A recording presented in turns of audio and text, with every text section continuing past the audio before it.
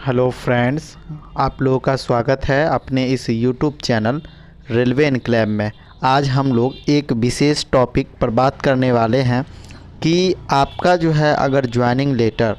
आ गया है और अगर आप जो है उस डेट में ज्वाइन नहीं करके आप जो है उस डेट के 3 महीने 6 महीने अधिकतम जो है यह एक्सटेंशन 1 साल तक बढ़ा करके रेलवे देती है। तो अगर आप उस डेट को ज्वाइन नहीं करना चाहते हैं, कारण कोई भी हो, अगर आप ग्रेजुएशन में एडमिशन लेकर के आपका सेकेंड ईयर में होंगे आप, या फाइनल ईयर में होंगे, या आपका आईटीआई सेकेंड ईयर चल रहा होगा, इस वजह से आप जो है पहले पढ़ाई पूरा करना चाहते हो और उसके बाद फिर जो है आप रेगुलर जॉब में बने रहना चाहते हैं, या आपका जो है रेलवे ग्रुप डी में ज्वाइनिंग है, लेकिन इससे पहले अगर आपको जो है एनटीपीसी में भी लग रहा है कि मेरा रिज़ल्ट बन जाएगा, या डीवी करवा करके उसके ज्वाइनिंग का इंतज़ार कर रहे हैं, या एसएससी सीजीएल में हो, या एलडीसी में हो, या और भी मतलब लेवल 1 से अच्छे ग्रेड पे वाले जॉब आपको होने वाले हो, तो आपको जो है बेहतर यही रहेगा कि आप जो है उस डेट को, जिस दिन आपका रेलवे ग्रुप डी का ज्वाइनिंग डेट होगा, उस दिन आप ज्वाइन नहीं करके, लेकिन वहाँ पर जिस डिवीज़न में आपको ज्वाइनिंग के लिए बुलाया गया हो वहाँ पर जा कर के आपको इस मैटर को, वहाँ जो आपको ज्वाइन कराने वाले ऑफिसर होंगे, जिसे डीपीओ के नाम से जानते हैं, डिविजनल पर्सनल ऑफिसर, वो सभी लोगों का ज्वाइनिंग करवाते हैं। तो आप अपनी समस्याओं को उनके सामने बताइए, वो आपसे बस बोलेंगे क्या, एक एप्लीकेशन लिख करके और देने के लिए आप उस एप्लीकेशन को लिख करके दीजिएगा, और जितने दिनों का आपको समय चाहिए, 3 महीना 6 महीना या अधिकतम 1 साल तक का जो है वह एक्सटेंशन आप जो है ले सकते हैं ज्वाइनिंग के रिगार्डिंग। यानी अगर आपका जो है मान लिया जाए कि इस महीने के अप्रैल के महीने का लगभग 20 तारीख को ज्वाइनिंग है, और उसके बाद आपको ऐसा लग रहा है कि मई जून में जो है मेरा एसएससी सीजीएल वाला जो है या एनटीपीसी वह मई महीना में आपका ज्वाइनिंग करवा देगा, तो आप जो है क्यों ये अप्रैल महीना में ज्वाइन इधर कीजिएगा और उसके बाद जो है मई जून में सीजीएल या एनटीपीसी के अंदर जो है आप ज्वाइन कीजिएगा। इसमें जो है आपको ही बहुत परेशानी का सामना करना पड़ सकता है,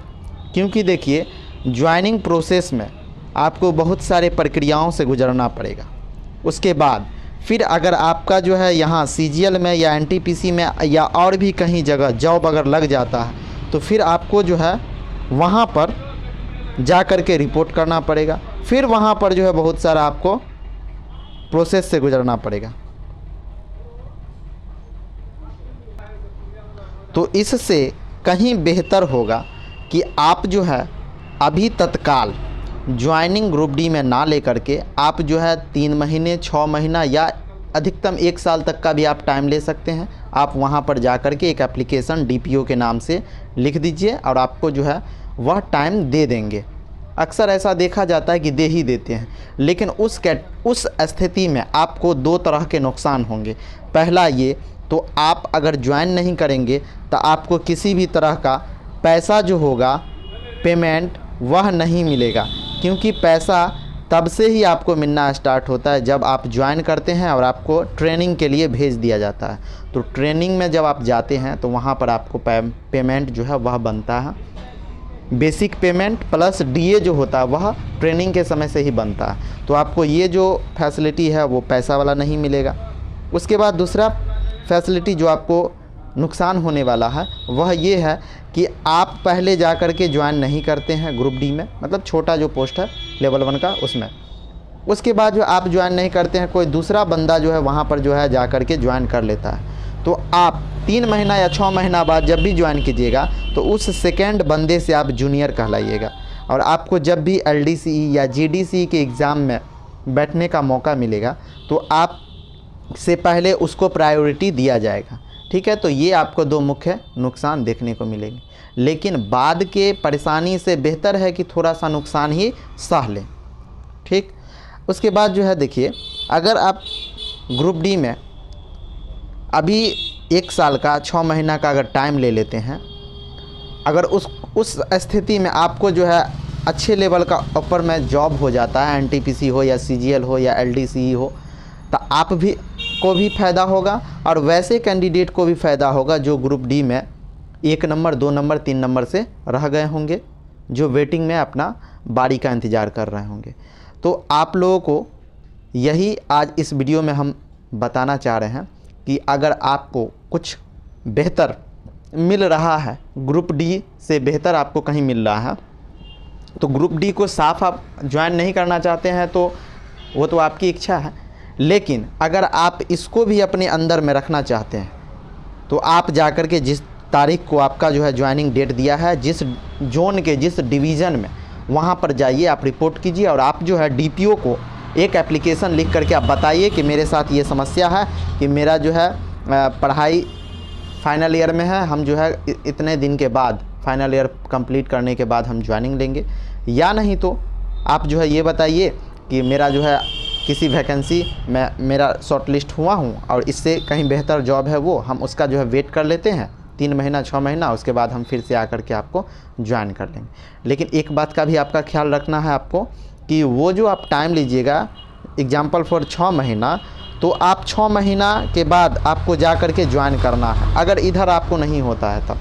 अगर 6 महीना लैप्स कर जाता है, वो टाइम जो है आपका ख़त्म हो जाता है, उसके बाद अगर आप चाहते हैं 7वें महीना में, तो आपको जो ज्वाइनिंग नहीं दिया जाएगा, वहाँ पर आपका जो है सदस्यता समाप्त कर दी जाएगी। तो ये कुछ कमेंट आए थे आप जैसे साथियों के कि हमको इस पे एक वीडियो बना करके बताइए, तो हम आज इसी के रिगार्डिंग ये वीडियो बना रहे हैं। तो हम आशा और उम्मीद करते हैं कि आपको ये बात बहुत अच्छे से समझ में आ गई होगी कि एक्सटेंशन जो है मिलता है, आप एक सिंपल तरीका जो है अपनाइए। जिस दिन ज्वाइनिंग का जिस डिवीज़न में आपको बुलाया गया वहाँ पे जाइए, एक एप्लीकेशन दीजिए और आपको जितने समय का एक्सटेंशन चाहिए वो आप समय ले सकते हैं।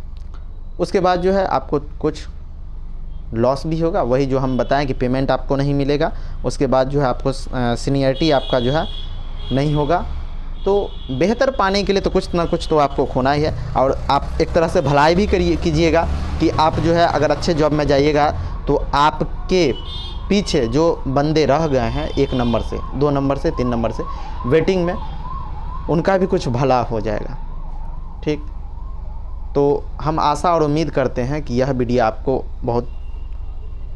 उपयोगी हुआ होगा। इसी तरह की और भी ऑथेंटिक जानकारी के लिए कृपया अपने इस YouTube चैनल रेलवे एनक्लेव को सब्सक्राइब कर लें। धन्यवाद।